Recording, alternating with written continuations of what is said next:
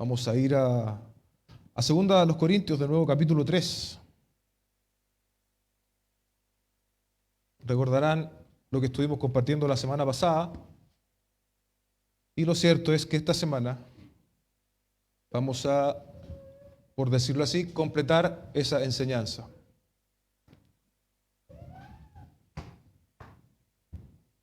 Busque mientras 2 Corintios, capítulo 3, versos 7 al 18. Vamos a estar leyendo posteriormente.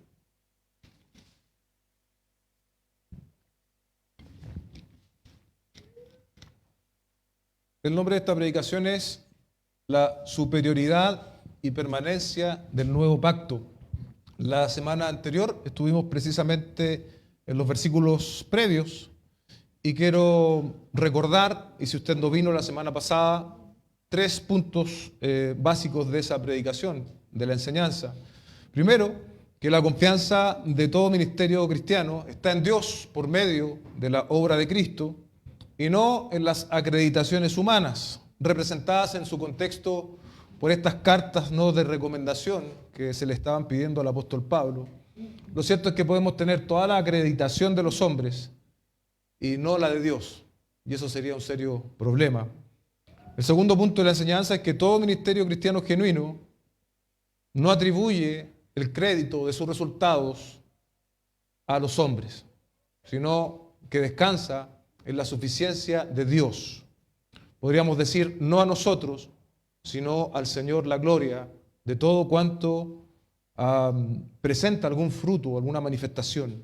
Y por último, somos ministros de un nuevo pacto, un pacto superior, destinado a permanecer, cuyo resultado es traer vida a los hombres, en contraste con el antiguo pacto que estaba representado ahí en el versículo 6, ¿no? La letra mata, pero este nuevo pacto a través del Espíritu da vida. Hoy veremos entonces algunas cualidades de este nuevo pacto que Pablo una vez más pasa a definir por contraste, es decir, comparando con el antiguo pacto. Y eso vamos a estar leyendo en 2 Corintios, capítulo 3, versos 7 al 18, leemos en el nombre del Señor. Y si el ministerio de muerte grabado con letras en piedras fue con gloria, de tal manera que los israelitas no podían fijar la vista en el rostro de Moisés por causa de la gloria de su rostro, la cual se desvanecía, ¿cómo no será aún con más gloria el ministerio del Espíritu? Porque si el ministerio de condenación tiene gloria, mucho más abunda en gloria el ministerio de justicia. Pues en verdad, lo que tenía gloria, en este caso, no tiene gloria por razón de la gloria que lo sobrepasa. Porque si lo que se desvanece fue con gloria, mucho más es con gloria lo que permanece. Teniendo por tanto tal esperanza, hablamos con mucha franqueza y no somos como Moisés, que ponía un velo sobre su rostro para que los israelitas no fijaran su vista en el fin de aquello que había que desvanecerse. Pero el entendimiento de ellos se endureció, porque hasta el día de hoy, en la lectura del antiguo pacto, el mismo velo permanece sin alzarse, pues solo en Cristo es quitado.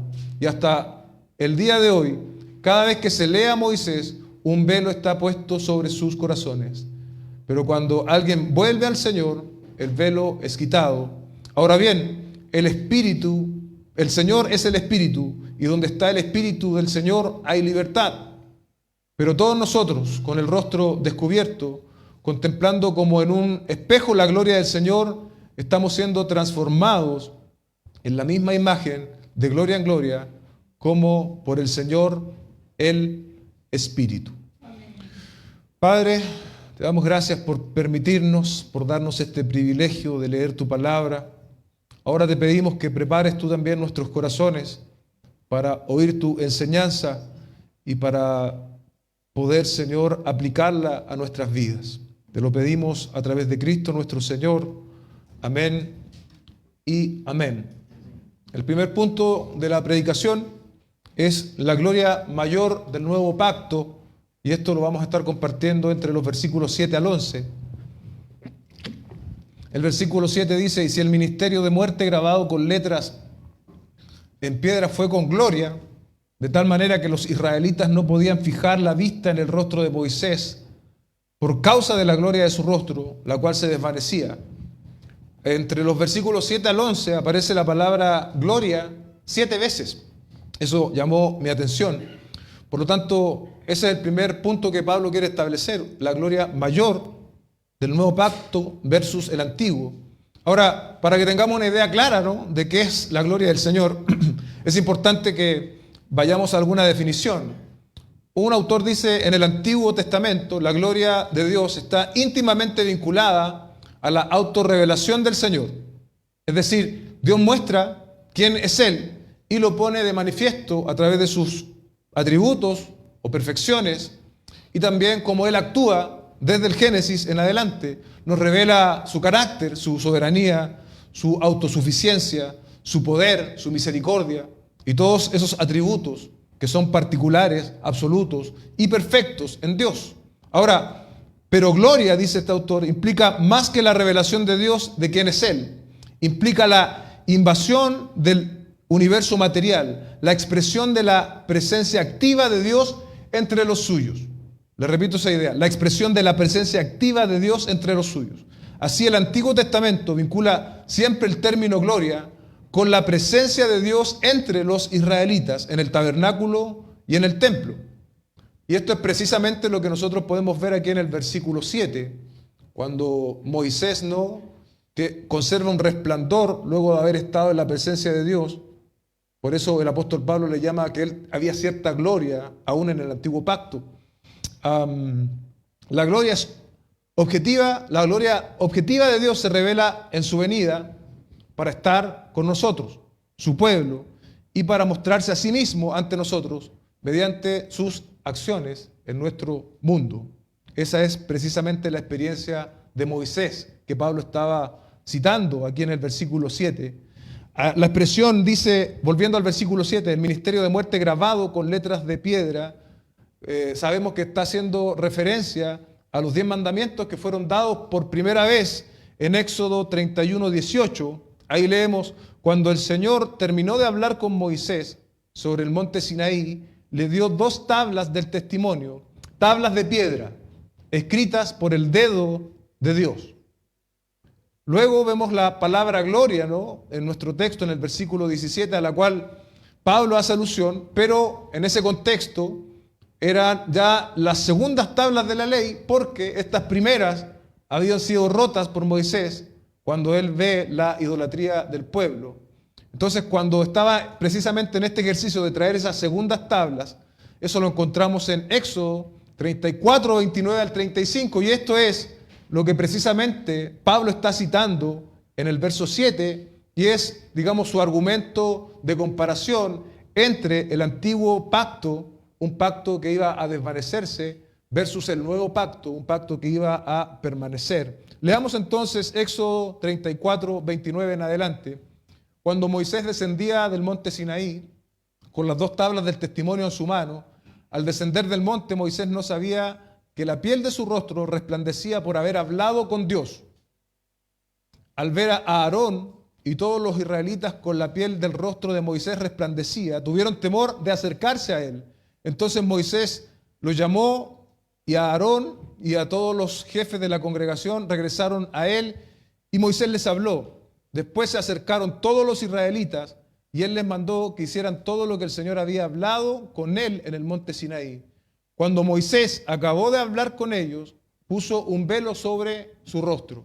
Ahí está, ¿no? Pero siempre que Moisés entraba a la presencia para hablar con él, es decir, para hablar con el Señor, se quitaba el velo hasta que salía. Moisés se ponía un velo para hablar con el pueblo y se lo sacaba cuando entraba a la presencia de Dios. Siempre que él salía, decía a los israelitas que lo que el Señor le había ordenado. Verso 35, los israelitas veían que la piel del rostro de Moisés resplandecía, y Moisés volvía a ponerse el velo sobre su rostro hasta que entraba a hablar con Dios. Imagina esa escena. Moisés habla con Dios, al venir al pueblo ese resplandor, ¿no? Esa gloria de Dios se conserva en él. Hay un remanente, podríamos decir, de la gloria de Dios sobre el rostro de Moisés, y esto provoca temor en el pueblo. Uno de los autores que leí dice que ese temor probablemente, la escritura no lo dice, puede ser producto de la idolatría que practicaba el pueblo. Entonces por eso tenían temor de mirar directamente ese resplandor en el rostro de Moisés. Y es por eso entonces que Moisés utilizaba este velo. Pablo además añade aquí que esta gloria presente en el rostro de Moisés se desvanecía. En otras palabras, iglesia, esa gloria estaba destinada a desaparecer. Material consultado dice, el ministerio del antiguo pacto de Moisés trajo muerte al pueblo. Lo veíamos algo la semana anterior. No fue culpa de Moisés, ni de la ley que es santa, justa y buena. La ley del Señor es santa, justa y buena, Romanos 7:12. Sino del pecado del hombre, del pecado nuestro. Pero aún en ese ministerio de muerte tenía gloria. Eso es lo que está estableciendo Pablo. Esa gloria era transitoria y había de perecer. Ahora Pablo expresa una interrogante en el versículo 8, ¿no? Dice, bueno, dado que reconocemos que ese ministerio tuvo gloria, ese ministerio de muerte tuvo gloria, en el verso 8 dice, ¿cómo no será aún cómo no será aún con más gloria el ministerio del Espíritu? La gloria del nuevo pacto, como establecimos la semana pasada, no es solamente nueva en términos de tiempo, sino también en términos de cualidad. Es superior al antiguo. El antiguo está destinado a desaparecer, pero el nuevo produce una nueva relación con Dios, ya no en base al esfuerzo personal, que sabemos que es insuficiente, sino en base a la obra perfecta de nuestro Señor Jesucristo, su vida, su muerte y su resurrección. Estamos entonces, iglesia, nosotros siendo parte ya no del ministerio de la muerte, sino del ministerio del Espíritu, que tiene una mayor gloria. Se comienza entonces a contrastar el antiguo pacto con su representante humano más destacado, podríamos decir, Moisés, con el ministerio del Espíritu. Efectivamente había gloria en ese antiguo pacto, pero estaba diseñado para desaparecer. ¿Cuánto más? ¿Cuánto más? La gloria del nuevo y el final pacto a través de la obra de Cristo. Toda esta escena, ¿no?, que Pablo cita del Antiguo Testamento es sorprendente, pero no es comparable a la gloria del ministerio del Espíritu. Ahora, ¿por quién está protagonizada este ministerio del Espíritu? Donde nosotros vemos con mayor claridad esta gloria superior en la persona de nuestro Señor Jesucristo. Vaya conmigo a Colosenses capítulo 1. Veamos algo de esa gloria superior. Colosenses capítulo 1 del 13 en adelante.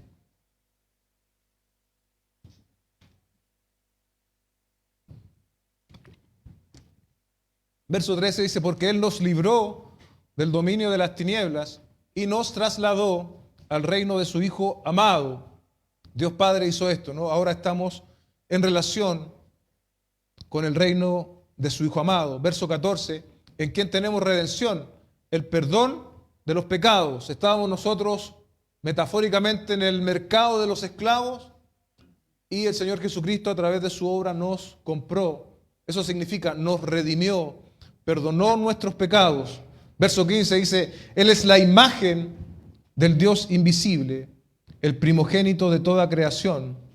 La imagen del Dios invisible, qué expresión más grandiosa, ¿no? Podríamos preguntar, ¿alguien quiere ver a Dios? Mire a Jesucristo, mire a Jesucristo. Él es además el primogénito de toda creación, no en el sentido que es el primer hijo, sino en un sentido de potestad, de autoridad, porque sabemos que el Señor Jesucristo es eterno. En tanto, la gloria del antiguo pacto en el rostro de Moisés se desvanecía. En Cristo, la gloria de Dios permanece inmutable por los siglos de los siglos.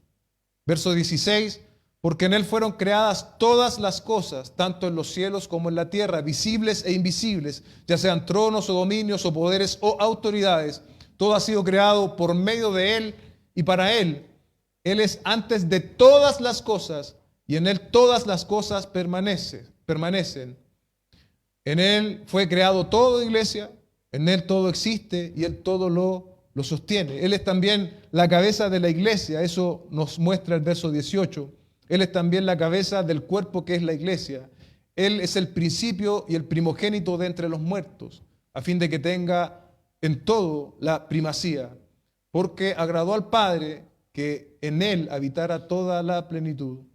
Ahora específicamente en los versículos 20 al 22 habla de la obra del Hijo, ¿no?, sobre nosotros, su iglesia, por medio de él reconciliar todas las cosas consigo, habiendo hecho la paz por medio de la sangre de su cruz.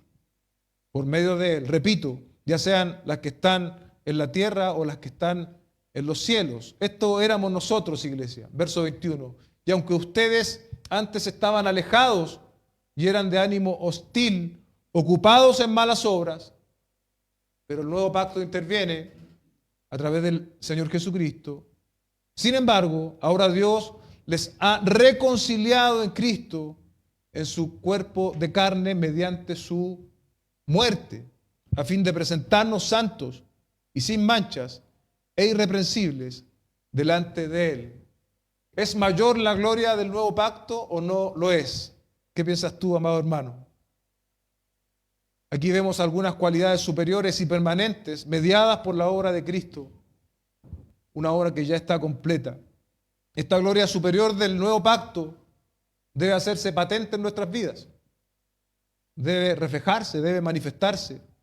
En ocasiones una gracia mal entendida lleva a las personas a comportamientos inadecuados, una especie de cristianismo light que vive su vida como bien le parece e incluso es capaz de permanecer en ciertos pecados y no arrepentirse sin experimentar un genuino arrepentimiento. Quienes se comportan de esta manera y se consideran aún cristianos sin arrepentirse, la verdad es que se están engañando a sí mismos. Bien dice un dicho, ¿no? No se puede estar bien con Dios y con el diablo. La pregunta es, ¿eres cristiano o no lo eres? ¿Estás en el nuevo pacto o no lo estás? Si te sientes confrontado con estas preguntas, no es para incomodarte, sino más bien para que salgas de esa falsa sensación de que eres cristiano cuando en realidad no lo eres.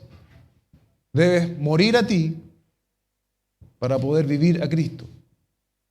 Si te sientes cansado, incapaz de lograrlo, nuestro propio Señor Jesucristo dijo, venid a mí, todos los que están cansados y trabajados. La gloria del nuevo pacto es mayor, iglesia. Por lo tanto, nuestra actitud de reverencia debería ser superior aún a ese temor que tuvieron los israelitas al mirar el rostro de Moisés. Pablo contesta la pregunta, por si acaso aún en sus lectores originales hubiese alguna duda o estas falsas enseñanzas ya se estuviesen infiltrando en ellos. Él dice en el verso 9, porque si el ministerio de condenación tiene gloria, mucho más abunda en gloria el ministerio de justicia. La NBI traduce esto, si es glorioso el ministerio que trae condenación, ¿cuánto más glorioso será el ministerio que trae la justicia? Si vamos haciendo una propia relación con lo que ya hemos leído, en el versículo 7 decía que era el ministerio de la muerte, ahora complementamos de manera lógica, ¿no? Este ministerio de la muerte es el que trae condenación, como muy bien dice el verso 9, y el ministerio del Espíritu es el que trae la justicia. Pablo llama a lo relacionado con el antiguo pacto ministerio de condenación. Era lo que estaban predicando los contemporáneos, sus adversarios de aquella época. Predicaban y ejercían este ministerio porque enfatizaban la letra de la ley, enfatizaban el mérito humano, el cumplimiento de la ley bajo sus propios términos. Pero ese cumplimiento externo no es capaz, no es suficiente para tener una correcta relación con el Señor. En Romanos 3:20 leemos, porque por las obras de la ley ningún ser humano será justificado delante de él, pues por medio de la ley viene el conocimiento del pecado. Eso es absoluto. Ningún ser humano será justificado delante de Dios por medio de la ley, por medio del cumplimiento del mandato no dado a Moisés. Y ahora, ¿a qué se refiere el ministerio de la justificación? Entendemos que la letra mata, ¿no? Es lo que decíamos la semana pasada, es lo que se está confirmando acá. Pero ¿a qué se refiere el ministerio de la justificación en nuestro texto? Dejemos que la misma Escritura nos explique en Romanos capítulo 3, verso 21 al 26. Dice, pero ahora, aparte de la ley, ahí está, la ley quedó allí, ¿no? ministerio de la muerte, aparte de la ley, la justicia de Dios ha sido manifestada, confirmada por la ley y los profetas. Es decir, esto no es una novedad en el relato bíblico, es algo que ya había sido anticipado. La Escritura dice que Abraham fue justificado por la fe. Esta justicia de Dios por medio de la fe en Jesucristo es para todos los que creen. Amén. Y aquí el apóstol Pablo dice, amplía esto, dice, porque no hay distinción, por cuanto todos pecaron y no alcanzan la gloria de Dios. Esto es universal. Amén. La condición pecaminosa del hombre es universal. Todos pecaron. No hay nadie que escape a esta norma. Es el estándar que todos alcanzamos. Desde el primer momento en que nacimos, alcanzamos este estándar. Ahora el verso 24 trae buenas noticias. Todos son justificados gratuitamente por su gracia, por medio de la redención que es en Cristo Jesús, a quien Dios exhibió públicamente como propiciación por su sangre, a través de la fe, como demostración de su justicia, porque en su tolerancia Dios pasó por alto los pecados cometidos anteriormente, es decir, aquellos pecados que se cometieron antes de que la obra del Señor se consumara. A eso se refiere el apóstol. Para demostrar en este tiempo, ¿qué cosa? Su justicia. Escuche bien esta parte porque es muy clara. A fin de que Él sea el justo y sea el que justifica al que tiene fe en Jesús. Es decir, el ministerio de la justificación tiene que ver con la justicia de Dios impartida, imputada a quienes vienen en fe y en arrepentimiento. La justicia de Dios, por lo tanto, iglesia, es por medio de la fe en Jesucristo, para todo el que cree, para todo el que cree, no importa tu origen étnico, no importa de qué país eres, no importa tu situación económica, no importa si tú tienes un título o no, nada de eso importa. Todos cumplimos a cabalidad con el requisito necesario, todos hemos pecado, todos no alcanzamos la gloria del Señor. Lo que se nos demanda es creer. Lo que se nos demanda es creer. Y en Cristo y por su obra todos son considerados ahora justos. La justificación es un acto de Dios que contempla tanto el perdón de los pecados como la imputación de la justicia perfecta de Dios. Es decir, si solo el Señor en su obra nos hubiese dejado sin pecados, ya estaríamos bastante agradecidos. Pero para relacionarnos con Dios necesitamos una justicia perfecta. Entonces, no solo nos perdonó nuestros pecados, sino que también se nos imputa la justicia de Cristo al creer. Por eso ahora podemos acceder libremente al trono de la gracia. Ya no confiamos en nuestras obras. Hoy día nuestra confianza está en la obra del Señor Jesucristo. Ese es el ministerio de justicia a la cual alude el texto. La doctrina de la justificación es maravillosa, es una noticia liberadora para pecadores como nosotros. A través de la obra de Cristo, tus pecados son perdonados y la justicia de Cristo es tuya. ¿Qué debes hacer? Debes creer en el Señor. Verso 10 dice, pues en verdad lo que tenía gloria, en este caso, no tiene gloria por razón de la gloria que lo sobrepasa. La NBI traduce este mismo versículo un poco más claro. Dice, en efecto, lo que fue glorioso ya no lo es, hablando del antiguo pacto. Si se le compara con esta excelsa gloria, ¿sí? Esta excelsa gloria característica del nuevo pacto, verso 11, porque si lo que se desvanece fue con gloria, mucho más es con gloria lo que permanece. Este pacto permanece, iglesia. Este pacto a través de Cristo, este pacto del Espíritu permanece. Estos versículos entonces otra vez dan cuenta de la experiencia de Moisés, del pueblo de Israel. Esa estaba destinada a desaparecer. En cambio, la gloria del nuevo pacto es la que permanece, de la cual el apóstol Pablo se denomina y se reconoce como ministro. Y ahora nosotros también somos ministros de este nuevo pacto, cuya gloria es mayor y que se despliega a través de Jesucristo nuestro Señor. Uno mayor que Moisés, una gloria que permanecerá. El comentario exegético y explicativo dice, la gloria del rostro de Moisés en Sinaí se disipó cuando hubo pasado la ocasión. Ilustración del carácter transitorio de la dispensación que él representaba, en contraste con la permanente dispensación de la era cristiana, una gloria que permanece. Para terminar este primer punto en la predicación encontré una ilustración que creo es útil para establecer esta diferencia entre el antiguo y el nuevo pacto. Dice así: como una vela que se pone a la luz del sol, el antiguo pacto palideció y desapareció ante el esplendor del nuevo, que es eterno. Si el antiguo fue glorioso, ¿cuánto más glorioso es el nuevo? Amén. Y somos parte de ese nuevo pacto. Esa es una buena noticia, iglesia.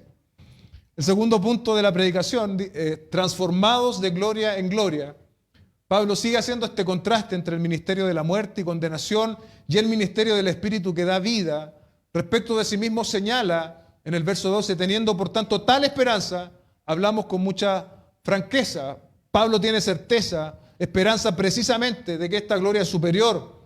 Sus adversarios estaban sembrando ideas diferentes, pero él no tiene dudas, esta gloria es superior. Él es capaz de hablar con mucha franqueza, hacerlo cara a cara, no como en esa imagen del Antiguo Testamento donde Moisés tenía que ponerse un velo para hablar con el pueblo.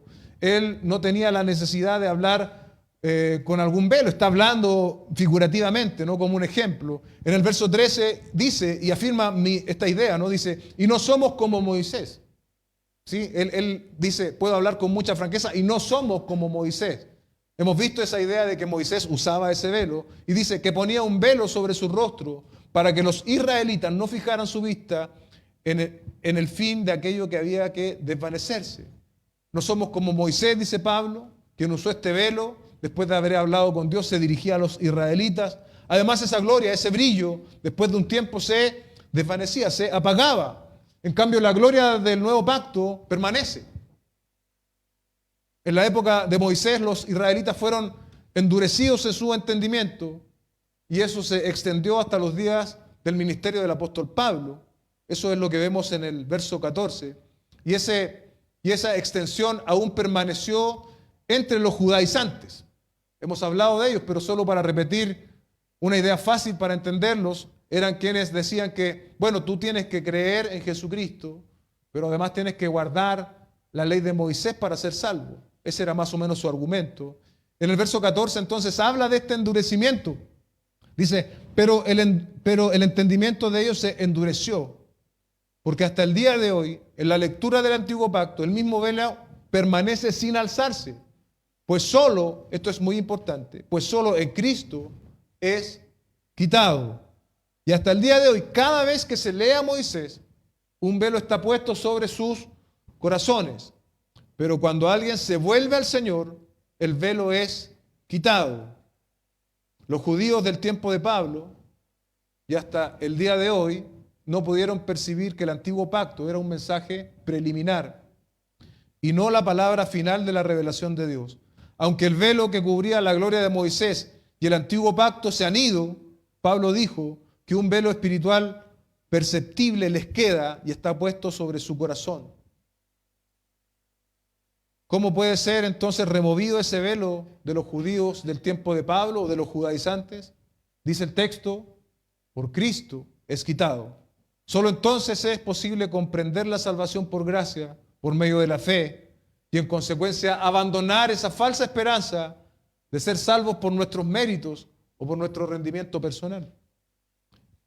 Hasta antes de eso, todo ser humano hará un inútil intento de manifestar bondad para ser justificado, porque el velo, como muy bien dice Pablo, solo en Cristo es quitado.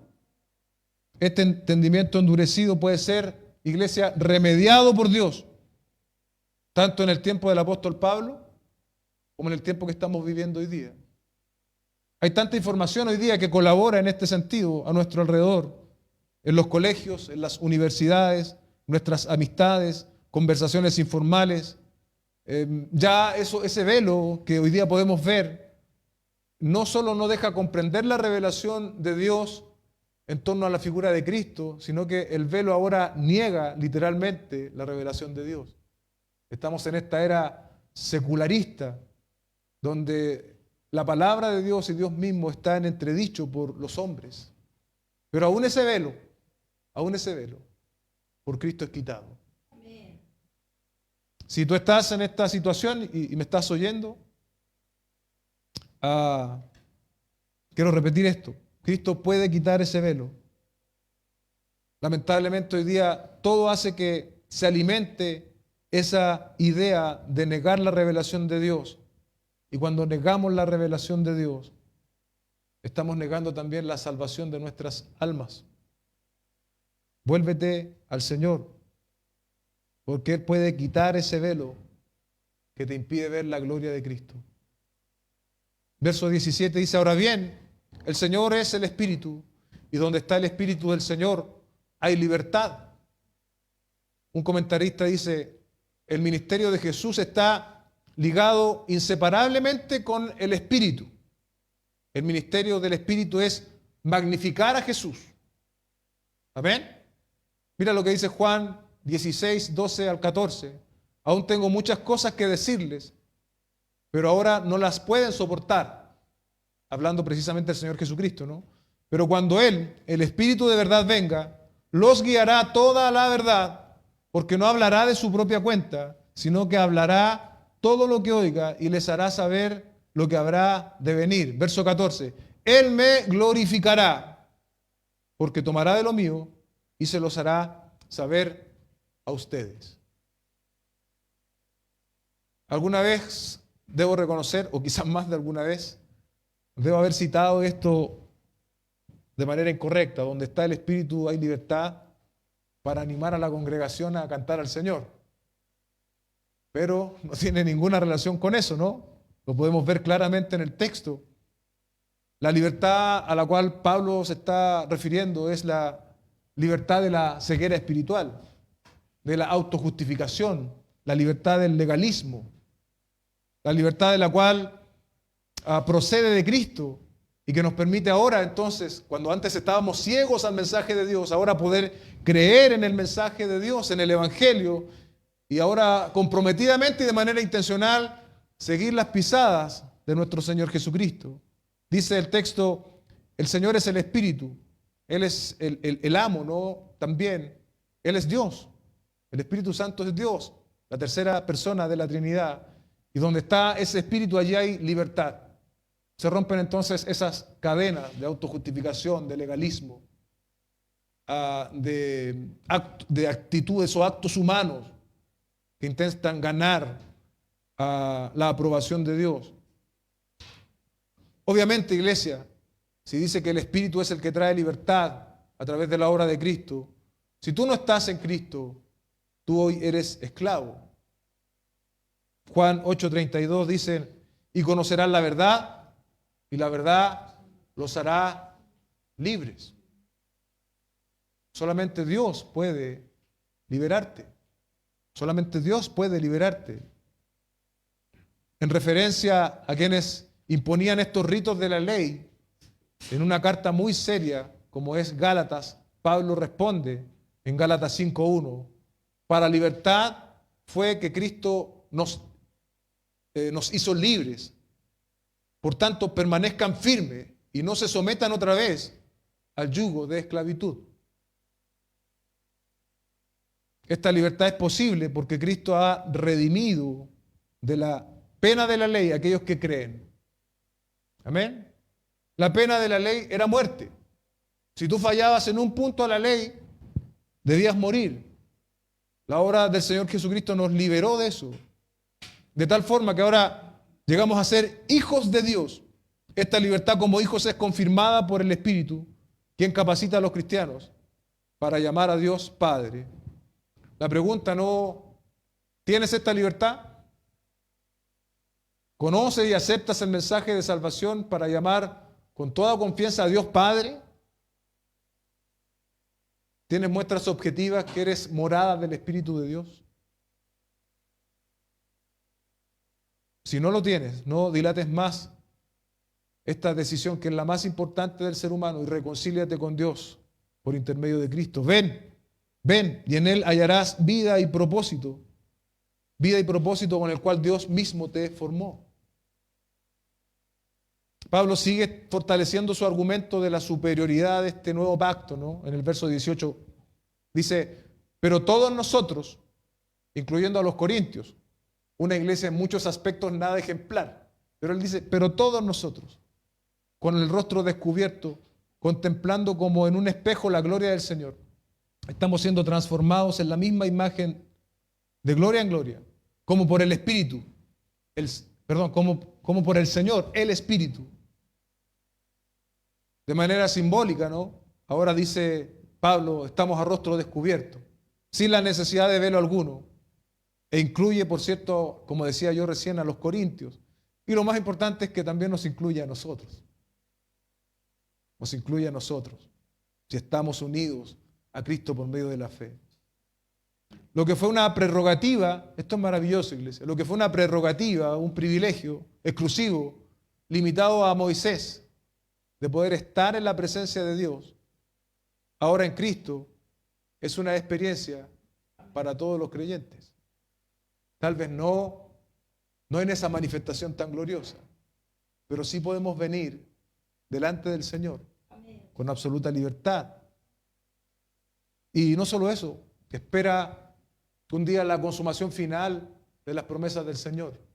Hoy día nos relacionamos y vemos al Señor a través de los ojos de la fe. Pero un día le veremos cara a cara. Un día le veremos cara a cara. La experiencia de Moisés declinó. La de los creyentes, la de los cristianos, está diseñada por Dios para ir de gloria en gloria, para ir de aumento en aumento. Todo ser humano conserva la imagen de Dios. ¿Lo sabía? Aún los que no creen. Nosotros también, por supuesto. Pero acá el texto dice que nosotros tenemos que crecer, que desarrollarnos mediante la gracia y la santificación progresiva a la imagen de Cristo. A la imagen de Cristo. Vamos entonces, como el texto menciona, de gloria en gloria. La gloria evidente en el rostro de Moisés era un brillo que menguaba. En contraste, en la cara de los cristianos, la gloria va en aumento. La gloria va en aumento hasta una consumación final, como mencioné antes. Hablábamos algo de la gloria del antiguo pacto al comienzo. Quiero hablarles de la gloria del nuevo pacto. Dice, esa gloria es la experiencia de salvación disponible en el nuevo pacto, mediada por el Espíritu que dirige a los creyentes de la justificación a través de la santificación y hasta la glorificación. Esa es la gloria del nuevo pacto. Una buena pregunta nos ofrece el autor a la carta a los Hebreos en 9:14. Hagámonos esta pregunta a cada uno de nosotros. ¿Cuánto más la sangre de Cristo, quien por el Espíritu Eterno, él mismo se ofreció sin manchas a Dios? Esta última parte hay que enfatizarla. Purificará nuestras conciencias de obras muertas para servir al Dios vivo. Ahí está, iglesia. ¿Quiere la purificación necesaria para servir al Señor?